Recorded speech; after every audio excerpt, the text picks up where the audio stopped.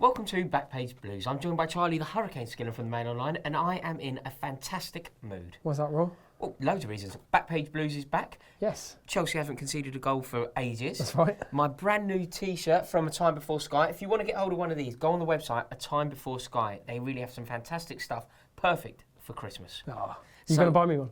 Yeah, do you know what? Maybe I will. I don't want to ruin the surprise. Cheers. Charlie, I'm delighted that you're back. I've really missed these chats. Thanks, mate. The thing that we have to talk about first is obviously Diego Costa and Bibgate.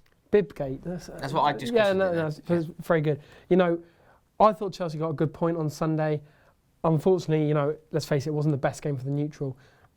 Diego Costa, even though he didn't step on the pitch, somehow managed to make himself on the back page of every paper by, when realising that he wasn't going to come on, obviously threw his beer in Mourinho's direction, stormed off. I mean, I found it quite funny. I was same with John Obi Mikel.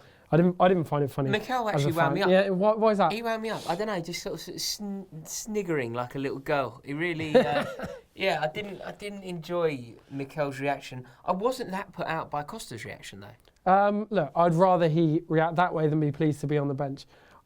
I think it's just systematic of his attitude at the minute. He is very frustrated. He's not playing well, and frankly, I was pleased that he wasn't in the lineup to face Spurs. I thought that system worked in ways and didn't work in others, but I do think Costa has not been functioning in the team at the minute. Now, Costa's situation at Chelsea at the minute is a real big sticking point for Mourinho. It's a real big sticking point for the club. In fact, it's probably Mourinho's biggest problem right now. How do you solve a problem like Diego? Well, exactly. There are questions over Costa's lifestyle off the pitch, than there have been for about 6 months. He came back for pre-season very overweight. He's admitted that himself. I don't think the club are totally happy with the way he conducts himself, certainly on and off the pitch. We've seen a lot of things where he's been elbowing people and all of that kind of stuff. That's fine if you're going to score 2 goals a game. If you're not, it's a waste of time. The other thing is, from his point of view, he's not totally happy. He's not totally convinced that he wants to stay in England long term. He's not happy with his, he doesn't know the language. He's not one of these that is a big sort of sightseer around London. He's got a big house in Oxshott in Surrey near the training ground, and he's quite happy to kind of stay in that area. He's not settled in the country. Is he missing Madrid? He is missing Madrid. That is his home. I'm not saying he's going to Real Madrid in January. I don't think that's going to happen. But I would be quite surprised if he was at Chelsea in 2 years. Really? Yeah, I would.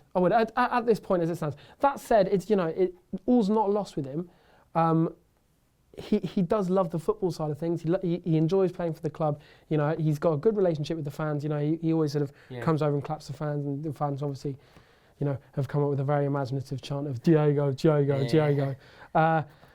So I'm not saying that his Chelsea career is hanging by a thread or anything like that, but he's not totally happy off the pitch. The club are not 100% on board with the way he conducts himself. So do we need to start thinking about other strikers? Because I have a problem. Go on. I've read that we may be tapping up Emmanuel Adebayor. Now, I'm not into rants. I don't think that rants are, it's not how I really act. No, generally not. Generally, it's not the way that I react. However, if Chelsea sign Adebayor, you'll see a rant, because that would be a disastrous signing for this club. Look, I don't think any Chelsea fan that I know would be impressed to see Adebayor holding up a blue shirt. Chelsea 100% top priority is to buy a striker in January. But surely top priority is to buy a good striker. Yeah. I mean, ideally, yes. Remy is a good impact player, and probably hasn't been given the chance he deserves. We've gone on about Costa. Falcao just hasn't worked. In fact, Falcao, I'd be surprised if he ever plays Chelsea again. Really? Falcao, I think he'll be off in January, possibly to play with Gary Neville at Valencia. Really? But Chelsea will be buying a striker in January. I don't think it's going to be, we're not going to see Robert Lewandowski in January, but it's going to be a second-tier striker like we talked about before to, give Costa a bit of competition. Could it be Adebayor? Adebayor has said time and time again Chelsea is his dream club to play for. He's played with Mourinho before at Real Madrid. Like I said before, I do not want to see Adebayor at Chelsea, as a fan that is. he's been living in Africa for a bit. He's now back in England looking for a new club. I think it would be more likely to be someone like Aston Villa or Watford. I think basically for any Premier League club, let alone Chelsea in such a poor position, it is the ultimate gamble, isn't it? You know, he is damaged goods. Yeah, let's face it. This is his last chance to be a Premier League striker, if he's even that bothered. It's not one that I can see happening at the minute. Right, and I suppose the last point to consider is it's hot off the press. Gary Cahill has signed a new contract. I didn't even know about that. Charlie just came in and told me. Thank you very much. No worries.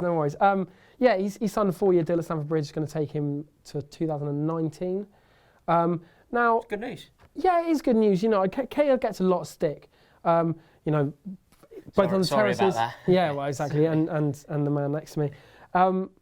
You know, it is hard to find a defender that is as capable as Cahill. I'm not saying he doesn't make mistakes. I personally don't think that he wants to be your best defender at the elite level. No. Yeah, he's a wonderful third choice. He's a wonderful person to play alongside a brilliant player. So playing alongside John Terry in his pomp, he's great. Yeah. Somebody, if John Terry's next to him, to coach him through the game, to tell him what to do, he's great. If he has to lead a line, which we've seen him do in the past for England, memorably for me, when I was in Sao Paulo, when we lost to Uruguay, when he was leading the line at the back and he was marshalling Jagielka alongside him, Suarez had a field day. Yeah, and we've seen that more than enough times for Chelsea. Obviously, New Year's Day, last season, Harry Kane. You know, he's made a couple of poor mistakes this season as well. But, you know, I think he deserves it. You know, he has won everything there is to win in domestic football at Chelsea. I think what it's a lot to do with is his homegrown status. He is a senior homegrown player. Those don't have many, do they? Those are like gold dust. You know, we're not going to be unless.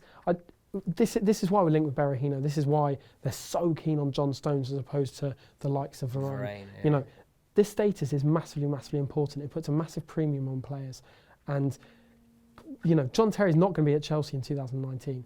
For certainly not playing.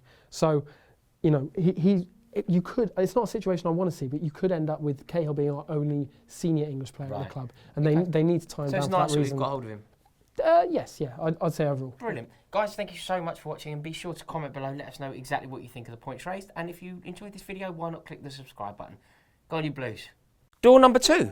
Who is the best number 2 to have ever played for Chelsea? There are some great contenders. Branislav Ivanovic, our current number 2, is a contender, but I think the winner has to be the wonderful Super Dan Petrescu. Anybody who's watched this channel for a little while knows just how much I love Super Dan.